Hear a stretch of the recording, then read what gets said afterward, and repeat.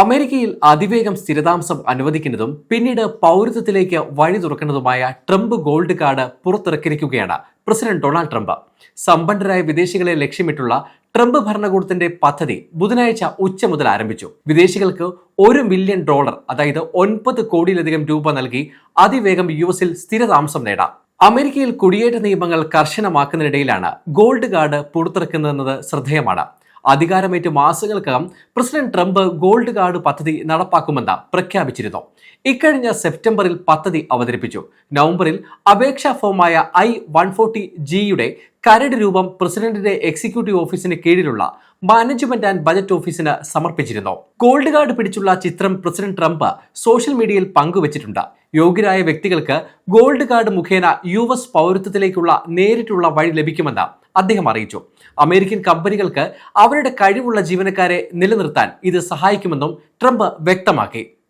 എന്താണ് ഗോൾഡ് കാർഡെന്നും എന്തൊക്കെയാണ് ഇതിന്റെ നടപടിക്രമങ്ങളെന്നും വിശദമായി നോക്കാം. അമേരിക്കയ്ക്ക് ഗുണകരമാകുന്ന വ്യക്തികൾക്ക് വേണ്ടി പ്രസിഡന്റ് ട്രംപ് അവതരിപ്പിച്ച അതിവേഗ സ്ഥിരതാമസ പദ്ധതിയാണ് ട്രംപ് ഗോൾഡ് കാർഡ്. നിലവിൽ ഗ്രീൻ കാർഡ് പ്രോഗ്രാം മുഖേനയാണ് യുഎസിൽ സ്ഥിര താമസം അനുവദിക്കേണ്ടത്. അപേക്ഷകരുടെ ബാഹുല്യം കാരണം ഗ്രീൻ കാർഡ് ലഭിക്കാൻ വർഷങ്ങൾ കാത്തിരിക്കണം. എന്നാൽ സമ്പന്നരായ വിദേശികൾക്ക് $1 മില്യൺ US ഭരണകൂടത്തിന് സംഭാവന നൽകി സ്ഥിരതാമസം നേടാം. $1 മില്യൺ പുറമെ $15,000 അപേക്ഷാ ഫീസും നൽകേണ്ടതുണ്ട്.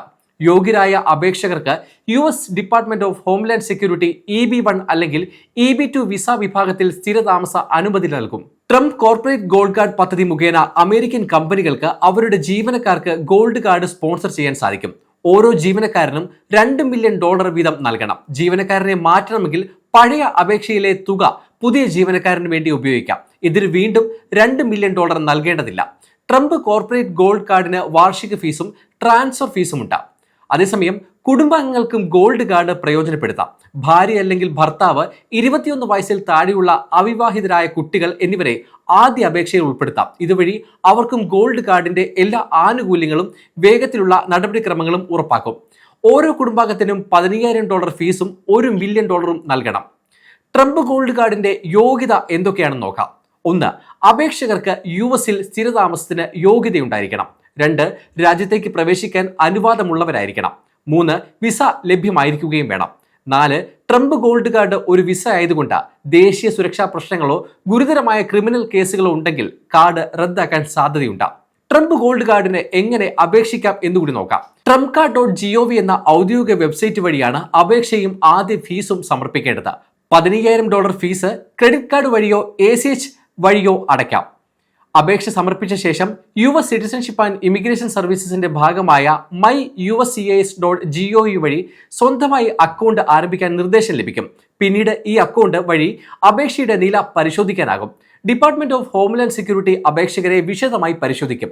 അപേക്ഷകൻ വിസ അഭിമുഖത്തിൽ പങ്കെടുക്കുകയും ആവശ്യമായ മറ്റ് രേഖകൾ കൃത്യസമയത്ത് സമർപ്പിക്കുകയും വേണം. പരിശോധന വിജയകരമായാൽ രാജ്യത്തിന് വലിയ പ്രയോജനം ചെയ്യാൻ കഴിവുണ്ടെന്ന് തെളിയിക്കാൻ $1 മില്യൺ നൽകാൻ ആവശ്യപ്പെടും. തുടർന്ന് EB-1 അല്ലെങ്കിൽ EB-2 വിസ വിഭാഗത്തിൽ യുഎസിൽ സ്ഥിരതാമസ അനുമതി ലഭിക്കും. ട്രംപ് ഗോൾഡ് കാർഡ് രാജ്യത്തെ എല്ലാ 50 സംസ്ഥാനങ്ങളിലും പ്രദേശങ്ങളിലും ഉപയോഗിക്കാൻ കഴിയും. എല്ലാ US പൗരന്മാരെയും സ്ഥിരതാമസക്കാരെയും പോലെ അപേക്ഷകർക്കും US നികുതി നൽകേണ്ടി വരും. യുഎസിന് പുറത്തുള്ള വരുമാനത്തിനും നികുതി ബാധകമായിരിക്കും.